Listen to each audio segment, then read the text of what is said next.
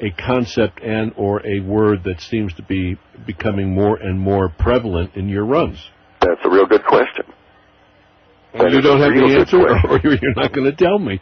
I don't know that I know the answer. I mean, obviously there's one layer of an answer, and that is that for whatever reason, it's percolating out now. Okay. But again, it's also like, why do we get seemingly warning about weather? Let's look at our psychic leakage theory, right? Yeah. I'm sure everybody at some point, or many people in some point in their lives have run across somebody who's, can scratch their knee, probably an old codger like myself, and say, ooh, bad weather's coming. And whatever reason, that particular old codger has a sense, and can maybe even, because of past experience, they're able to spot the complex indicators. Sure. It rolls over in their mind and says to their conscious mind, which is kind of stupid relative to the complex pattern matching part, and says, hey, dude, bad weather coming. That old codger says it out to you, and you take note of it. Sure enough, there's bad weather. Yep. Now, is the guy psychic? Well, that's perhaps a distinction with no difference whatsoever for us. And it doesn't matter if they are, or if they're just really good at aggregating past experience and then applying it to current conditions. Okay. Now, we've been pretty good with weather because we're sensitized to that. Some of this other stuff that's been coming out, we've been reluctant to put it out there because of the emotional painting that is going on from the official sources. But it is very true to say that since 1997, with some real seriousness, the nature of those emotional layers are becoming less and less effective on a larger segment of the population. So more people now are discussing with less censure certain subjects like UFOs, extraterrestrial races, etc. Then would you say, Clif, that because of this increase in, would you call it referencing, or correct?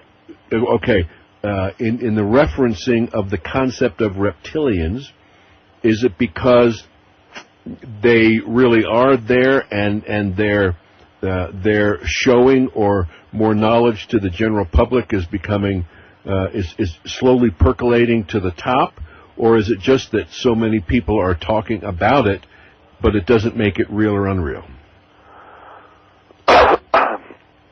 It's the contention of our work that the latter part of your statement is not true. That there's no such thing as a meaningless coincidence if you examine it at a particular level, especially when you're dealing with language and emotions.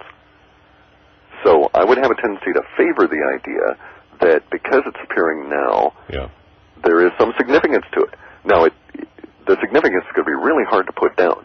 Is it because there's, a big spaceship full of the fellows out there about to do battle with the giant space goat with the militancy ray? Well, who knows? But if that happened, it's like, oh yeah, okay, then we can go back and double check and say, yeah, this event occurred and this language showed up about 6 or 8 months before, so now we know what that means. And see, that's really the stage we're at. And that's the real problem. Right? I mean, this is not, that's why I'm very discouraging with George, because, and any of the clients that subscribe to the reports, I make sure that they understand that this is a work in progress, and we're always dinking with the process to try and improve it.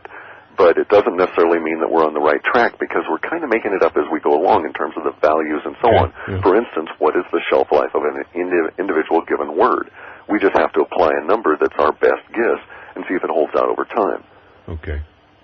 So, in that sense, I would agree that there's been a lot of discussion about it. There certainly is a very much larger segment of the population willing to consider such things in an open, non-judgmental fashion. But, and I'm really sure it's meaningful, but I'm not sure that I can tell you what direction that meaning might come from. Okay. In referencing to the concept or term reptilian, in what context are you getting information?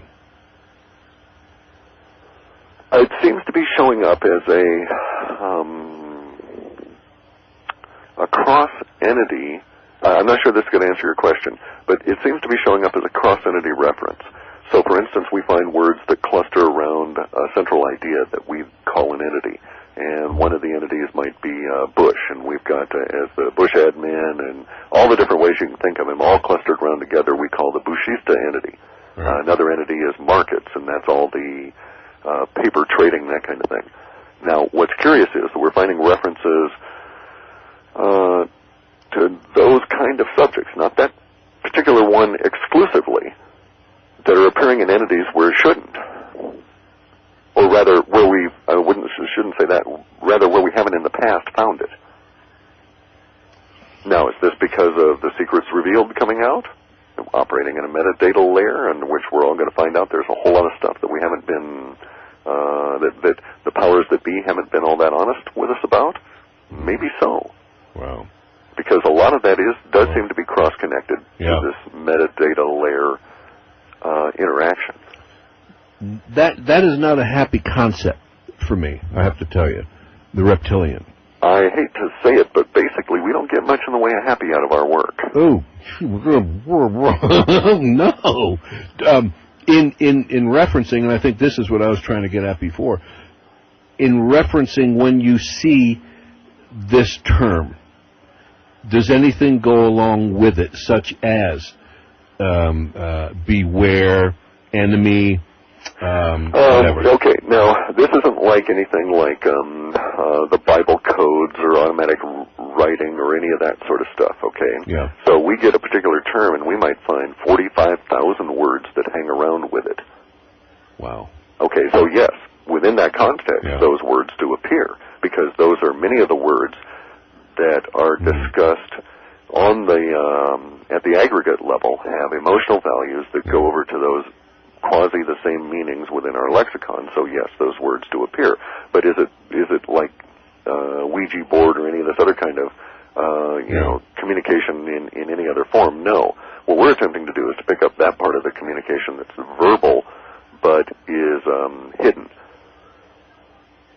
So basically what I'm saying is, if it's in the human mind, we'll pick it up. Maybe that's what I'm looking for, and that is that it's coming from the subconscious mind of mankind, and not so much that it's out there, and now we better start to be aware of it and look after and look for it. It depends on how you define the subconscious and whether or not we're actually getting at that, and there would be a whole lot of dispute in all kinds of circles that we're not. So I would have to favor an idea that said that it may not be pertinent.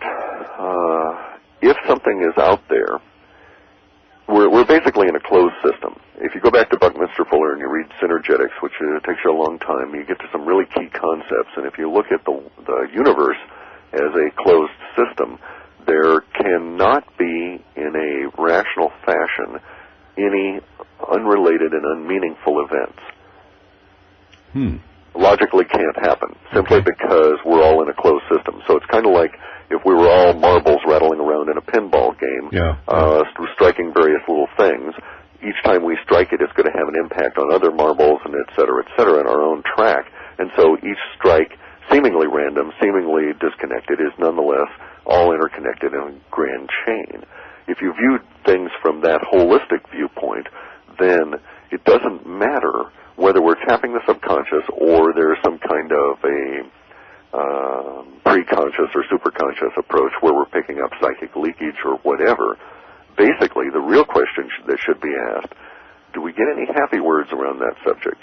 Or maybe the real question should be, what's the preponderance of the words that are associated with it going towards? Okay. Tell me. They seem to converge towards the next layer of change that we're anticipating in the metadata layer, which we think is sometime beyond June of 2006. And we're going to shift from militancy and aggression into a phase where the giant space goat's going to change the ray on us to conflict. War. Ooh, really? Yeah. Many words associated with that. Oh, George. I mean, Clif, this is... And because George has been saying the same thing, too. And, of course, he gets, the information, and then he begins to interpret it with you and on his own. But